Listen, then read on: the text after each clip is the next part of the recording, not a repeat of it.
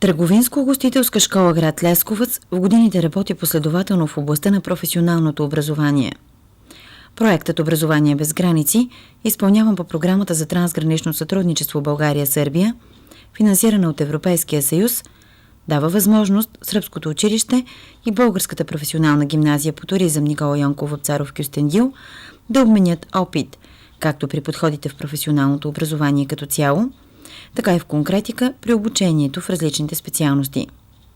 За доброто професионално образование са необходими оптимална училищна база и подходящи условия за практическо обучение. За часовете по практика Търговинско-гостителска школа Лесковец използва 2 ресторанта. Единият се намира в училищната сграда и в него учениците усвояват първоначални умения по сервиране и барманство. Другият е ситуиран в центъра на сръбския град Лесковец и носи името "Златен праг". Там учениците не просто проверяват какво са научили от часовете по теория, а се срещат с клиентите в реална среда. Ресторантът е част от обществените заведения в Лесковец.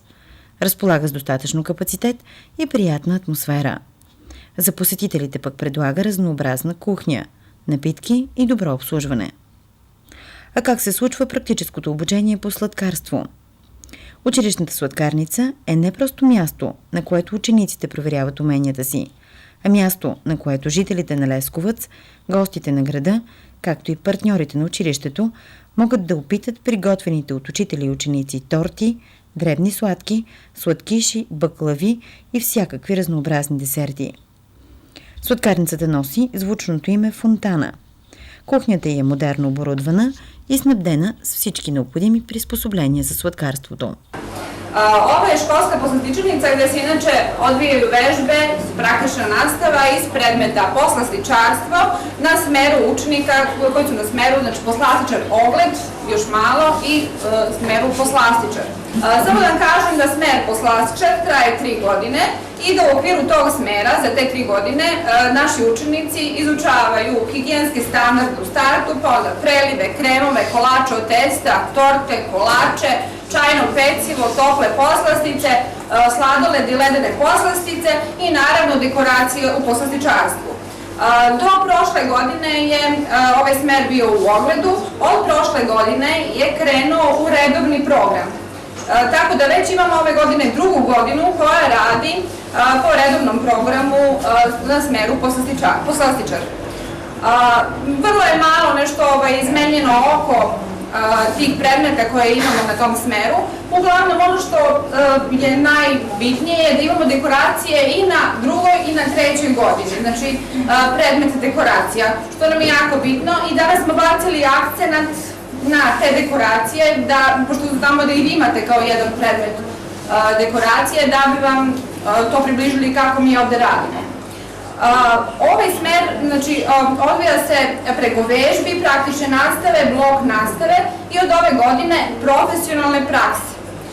Što se vežbi tiče i praktične nastave, one se obavljaju ovde kod nas u školskoj poslastičarnici, a praktična nastava, profesionalna praksa i blok nastava se odvijaju sem u našem objektu, još i na terenu kod naših socijalnih partnera, znači u nekim gradskim poslastičarnicama, gde naši učenici jako dobro se kotiraju, znači pokazuju dobre rezultate, tako da se često desi da ostanu i da rade u tim poslastičarnicama, što je naš krajnji cilj, znači da decu koje smo školovali na kraju krajeva и запослимо. Търговинско-гостителската школа дава реални казуси за обучението по туризъм. Както при готварството и сладкарството, така и тук учебното заведение се е постарало да пренесе учениците в действителна среда за предлагане на конкретни туристически маршрути чрез своята туристическа агенция. Офисът ти също се намира в центъра на град Лесковец, в близост до ресторанта на училището. Част от него е напълно оборудвана компютърна зала. Обучаващите се разполагат всички нужни презентационни материали за нагледно представяне на различни туристически обекти и алтернативи за приятно оползотворяване на свободното време.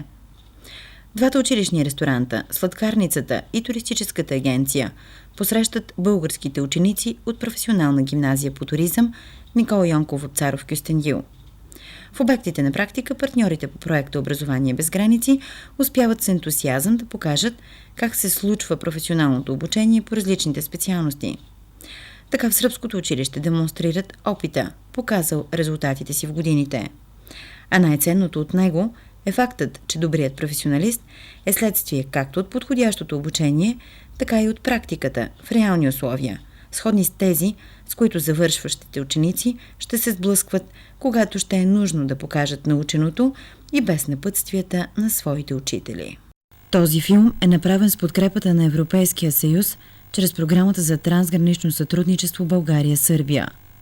Съдържанието на филма е отговорност единствено на Професионална гимназия по туризъм Никола Йонков Вапцаров и по никакъв начин не трябва да се възприема като израз на становището на Европейския съюз или на управляващия орган на програмата.